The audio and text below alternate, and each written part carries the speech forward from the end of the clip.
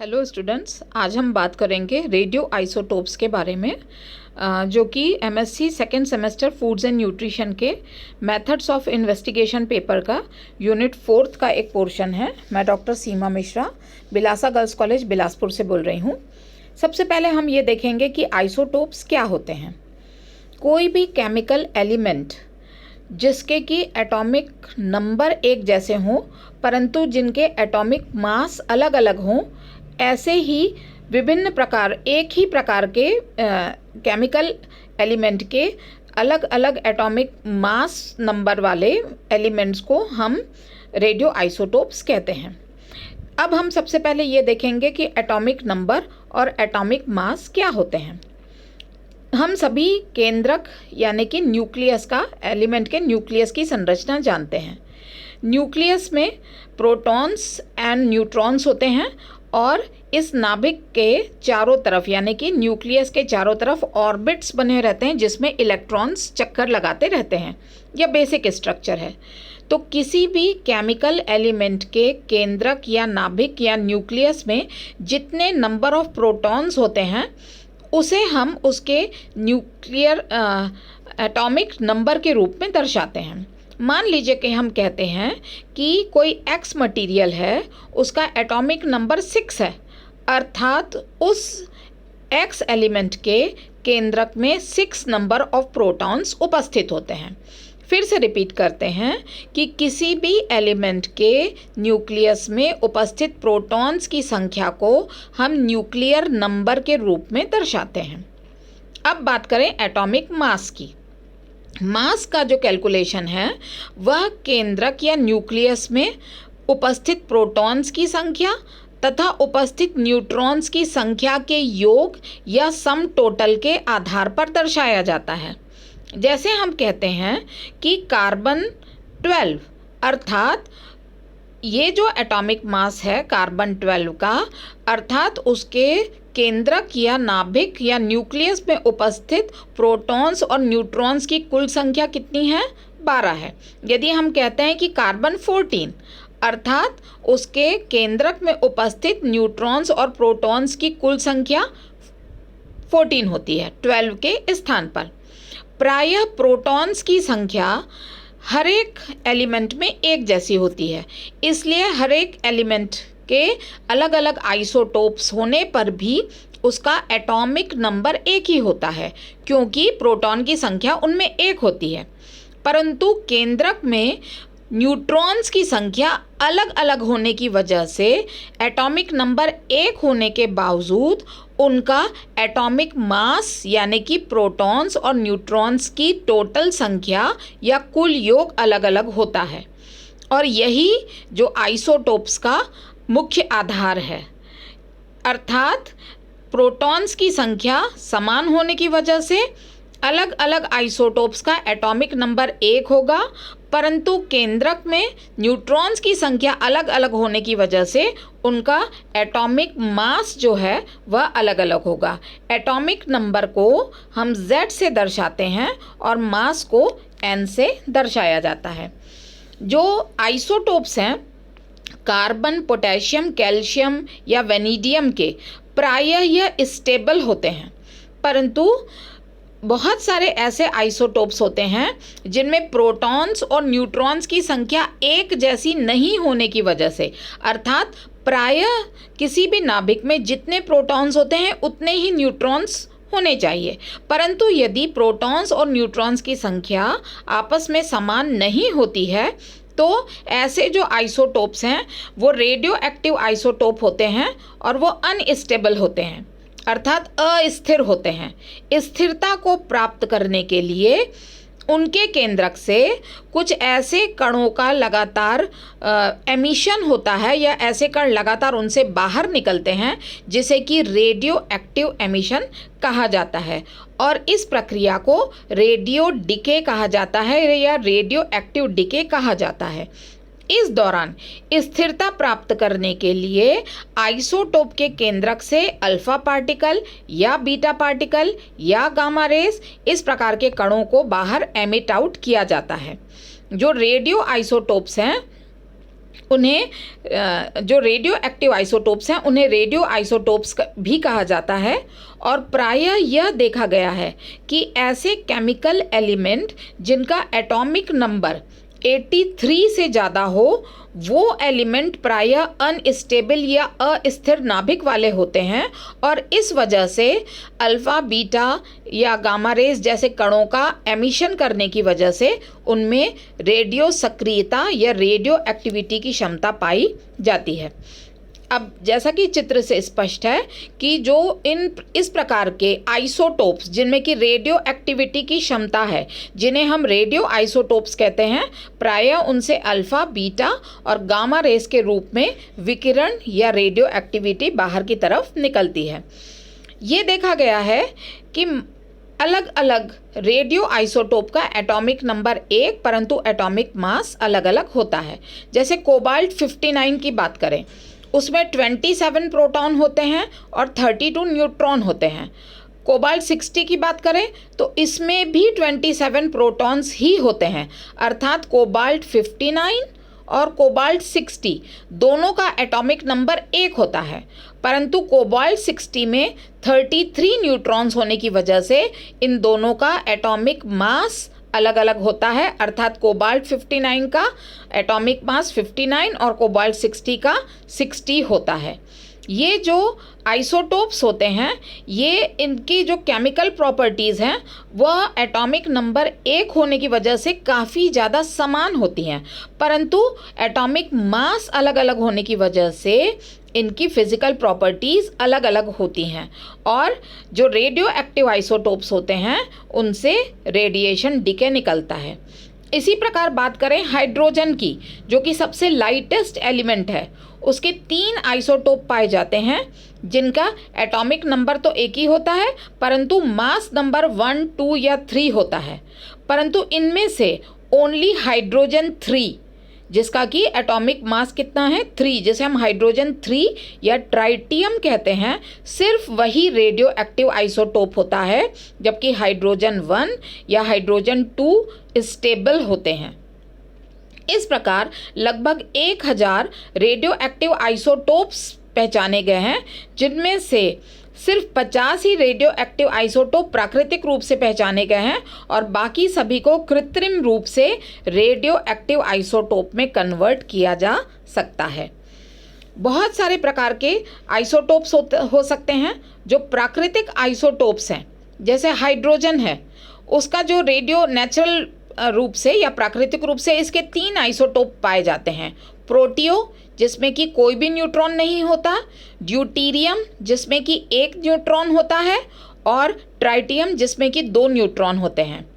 इसलिए यदि हम कार्बन की भी बात करें तो कार्बन में कार्बन 12 होता है जिसमें कि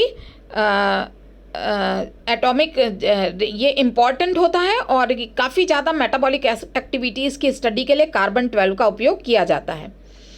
यदि हम कार्बन 13 की बात करें तो यह जो कार्बन का आइसोटोप है उसमें मैग्नेटिक प्रॉपर्टीज़ होती हैं।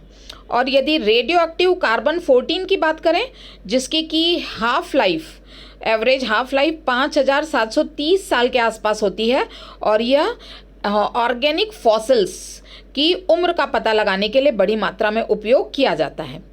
यदि हम आर्टिफिशियल रेडियो आइसोटोप्स की बात करें तो बहुत सारे इलेक्ट्रॉन बम्बार्डिंग या दूसरे रेडियो पार्टिकल्स की बम्बार्डिंग के द्वारा बहुत सारे केमिकल एलिमेंट को रेडियो आइसोटोप्स में कन्वर्ट किया जा सकता है। और इन सभी का ये जो सब एटॉमिक पार्टिकल होते हैं इन सभी का शॉर्ट लाइफ होती है और ये इसलिए बहुत ही सारी स्टडीज़ के लिए, मेटाबॉलिक स्टडीज़ के लिए या कैंसर पेशेंट को रेडिएशन डोज वगैरह देने के लिए यूज़ किए जाते हैं।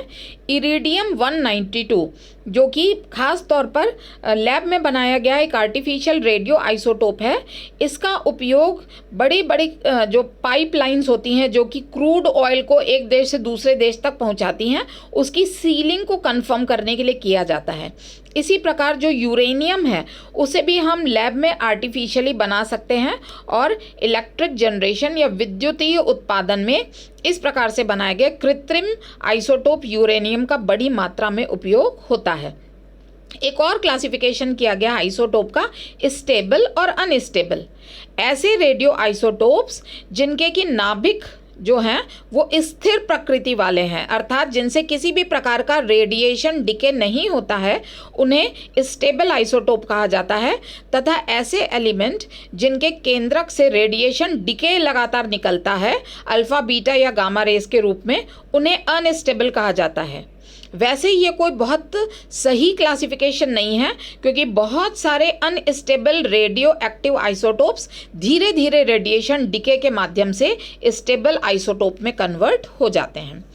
अब हम बात करें कि जो रेडियो एक्टिव आइसोटोप्स हैं उनके न्यूक्लियाई अनस्टेबल होते हैं और लगातार उनसे रेडिएशन डिके निकलता है। उनसे रेडिएशन डिके के रूप में कई प्रकार के पार्टिकल बाहर निकल सकते हैं, alpha particle, beta particle, gamma rays, neutrons, positrons, negatrons इत्यादि। अब हम इनके बारे में डिटेल में देखते हैं। जो अल्फा डिके है यह सबसे भारी पार्टिकल होता है और इससे निकलने वाला जो विकिरण है या रेडिएशन है उसकी ऊर्जा काफ़ी अधिक होती है, क्योंकि यह देखा गया है कि जो अल्फ़ा पार्टिकल है उसमें 2 न्यूट्रॉन्स और 2 प्रोटॉन्स होते हैं। अब सबसे पहले हम एक इसका एग्जाम्पल देखते हैं, यूरेनियम 238। रेड कलर से जो लिखा हुआ है 92, वह है यूरेनियम का एटॉमिक नंबर, अर्थात उसमें नंबर ऑफ प्रोटॉन्स कितने हैं, 92। और 238 जो विद इन ब्रैकेट लिखा गया है वह है उसका एटॉमिक मास नंबर, यानी total number of protons and neutrons. अब अल्फा डिके के द्वारा जब यूरेनियम के एक नाभिक से जब एक अल्फा पार्टिकल बाहर निकलता है तो उसमें 2 प्रोटॉन होते हैं।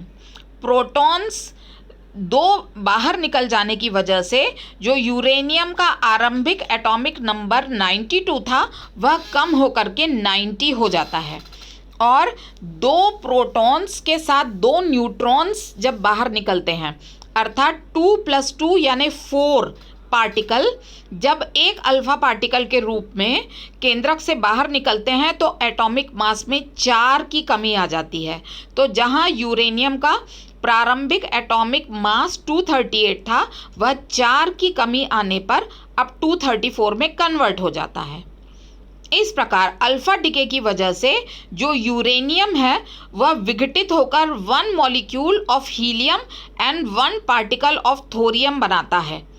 इस तरीके से बने हुए हीलियम का एटॉमिक नंबर 2 है क्योंकि 2 प्रोटॉन बाहर निकले, और उसका एटॉमिक मास 4 है क्योंकि एक पार्टिकल में, एक अल्फा पार्टिकल में 2 प्रोटॉन और 2 न्यूट्रॉन होते हैं, दोनों 2 + 2 = 4, इसलिए हीलियम का जो एटॉमिक मास है वो 4 है।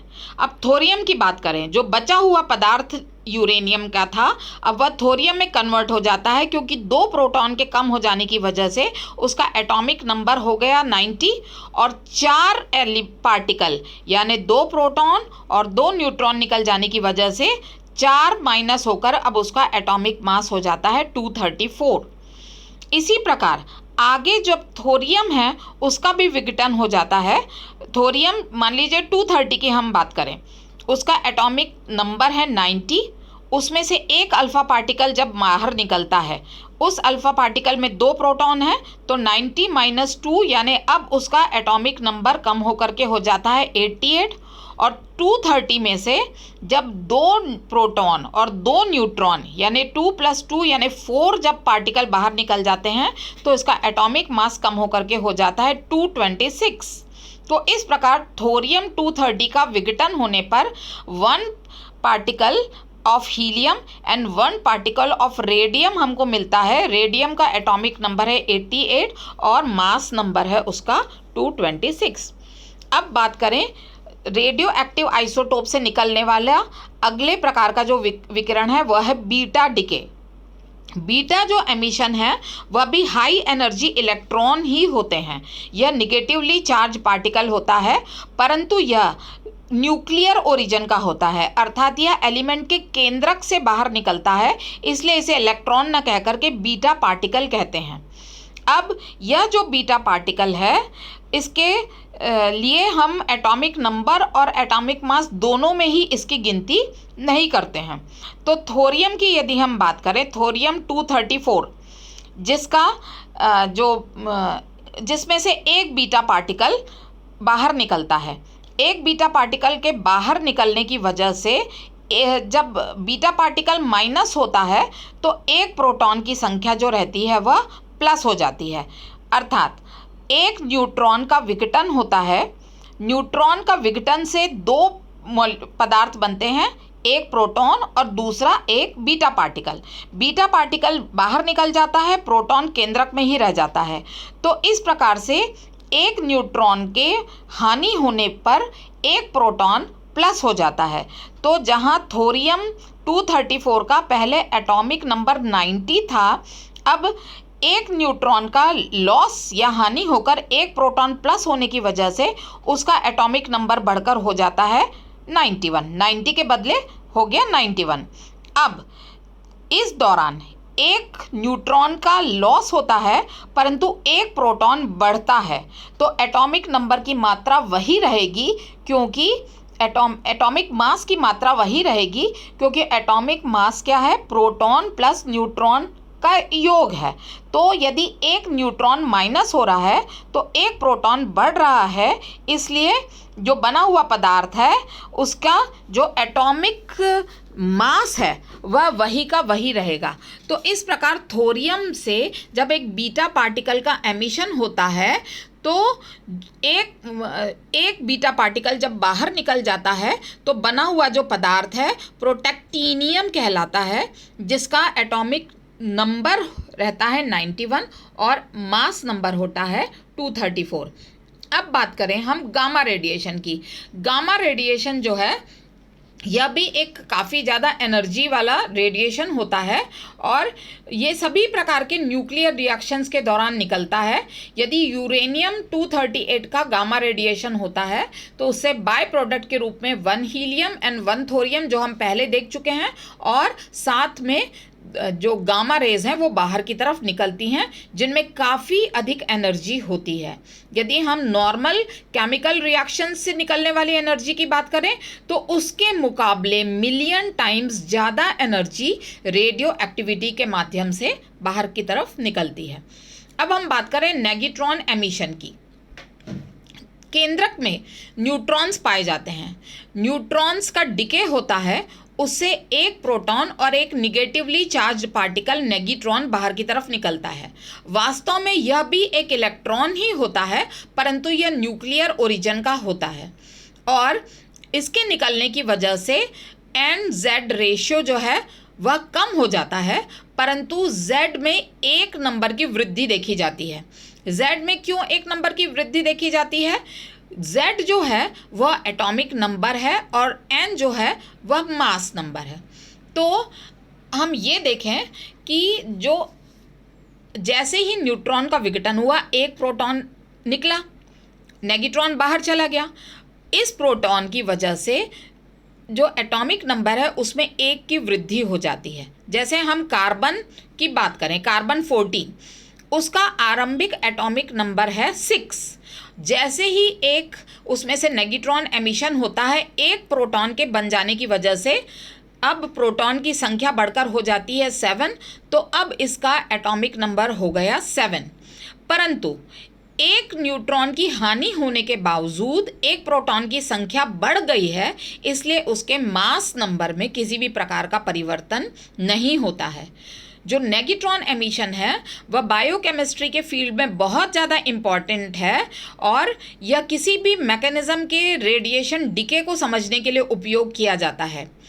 ट्राइटियम और कार्बन 14 ये दोनों ही ऑर्गेनिक कंपाउंड, इन दोनों से ही नेगेट्रॉन एमिशन देखा जाता है और ये लेबलिंग के रूप में ऑर्गेनिक कंपाउंड को लेबल करने के लिए उपयोग में किए जाते हैं। उसी प्रकार सल्फर 35 को भी मिथ्योनिन की लेबलिंग करने के लिए यूज़ किया जाता है और इस स्टडी का उपयोग प्रोटीन सिंथेसिस के संबंध में शोध करने के लिए किया जाता है। उसी प्रकार फॉस्फोरस 32 यह भी मॉलिक्यूलर बायोलॉजी में एक पावरफुल लेबलिंग एजेंट है और उसका उपयोग न्यूक्लिक एसिड लेबलिंग के लिए किया जाता है। अब हम बात करें पॉजिट्रॉन एमिशन की। पॉजिट्रॉन एमिशन जो है, एक प्रोटॉन का जब विघटन होता है तो वह एक पॉजिट्रॉन को एमिट आउट करके या बाहर निकाल के वह न्यूट्रॉन में कन्वर्ट होता है। ये बहुत ज़्यादा अनस्टेबल होते हैं और ये जो पॉजिट्रॉन्स होते हैं वो पॉजिटिवली चार्ज्ड होते हैं और NZ रेशियो पॉजिट्रॉन के निकलने की वजह से इंक्रीज होता है, Z वैल्यू डिक्रीज होती है। Z वैल्यू अर्थात एटॉमिक नंबर। अब हम बात करें कैसे डिक्रीज होती है। जैसे हम सोडियम की बात करें, सोडियम का एटॉमिक नंबर आरंभिक रूप से था 11। अब इसमें से पॉजिट्रॉन एमिशन के लिए एक प्रोटॉन का विघटन हुआ। एक प्रोटॉन के कम होने की वजह से जो एटॉमिक नंबर था अब वह कम होकर के हो गया 10। अब हम बात करें मास नंबर की। प्रोटॉन का विघटन होने पर पॉजिट्रॉन बाहर निकल जाता है और बनता है एक न्यूट्रॉन। तो एक प्रोटॉन की हानि होने पर हमें एक न्यूट्रॉन का गेन होता है, तो प्रोटॉन प्लस न्यूट्रॉन की टोटल संख्या वही होती है, इसलिए एटॉमिक नंबर में किसी भी प्रकार का परिवर्तन नहीं होता है। इसलिए पॉजिट्रॉन एमिशन के बावजूद सोडियम का एटॉमिक मास नंबर जो है वो 22 ही रहता है। पॉजिट्रॉन एमिटर्स जो हैं वो इंडस्ट्रीज़ में, इंस्ट्रूमेंट में बड़ी मात्रा में गामा रेडिएशन को डिटेक्ट करने के लिए यूज़ किए जाते हैं और साथ ही इनका बायोलॉजिकल साइंसेज में विशेष रूप से ब्रेन स्कैनिंग के लिए इनका बड़ी मात्रा में यूज़ होता है। एक टेक्निक होती है जिसे कि पॉजिट्रॉन एमिशन टोमोग्राफी कहा जाता है। PET स्कैनिंग ब्रेन की जाती है। इसके द्वारा हम अपने ब्रेन के सक्रिय और अक्रिय भागों के बारे में जानकारी प्राप्त कर पाते हैं। अब हम बात करेंगे हाफ लाइफ की, जो कि रेडियो आइसोटोप्स की एक और विशेषता है। हाफ लाइफ वह समय है जिस समय टोटल रेडियो डिकेइंग कैपेसिटी का 50% पार्टिकल्स किसी भी एलिमेंट के द्वारा बाहर निकाल दिए जाते हैं। मान लीजिए कि टोटल रेडियो एक्टिव पार्टिकल्स को बाहर निकालने के लिए किसी भी एलिमेंट को समय लगता है 7 साल, तो उसकी हाफ लाइफ होगी 3.5 साल। यानी पार्टिकल की कुल मात्रा को बाहर निकालने के लिए आवश्यक समय के आधे समय को हम उसकी हाफ लाइफ कहते हैं। अलग अलग रेडियो न्यूक्लियोटाइड की हाफ लाइफ अलग अलग होती है, जो उसके बहुत सारी क्वालिटीज़ पर निर्भर करती है। न्यूक्लियर मेडिसिन में खास तौर पर ऐसे सब्सटेंसेस का उपयोग किया जाता है जिनकी की हाफ लाइफ काफ़ी कम होती है। जैसे टेक्टीनियम 99M, उसकी हाफ लाइफ जो है वो 6 घंटे की होती है। तो यदि कैंसर के पेशेंट के लिए या किसी प्रकार की मेटाबॉलिक स्टडीज़ के लिए यूज़ किया जा रहा है तो बहुत जल्दी और कम समय में ही, चूँकि इसके पूरे इसके जो हाफ लाइफ कम होने की वजह से ये उपयोग में लाया जा सकता है और हमारा स्टडी टाइम काफ़ी कम रहता है।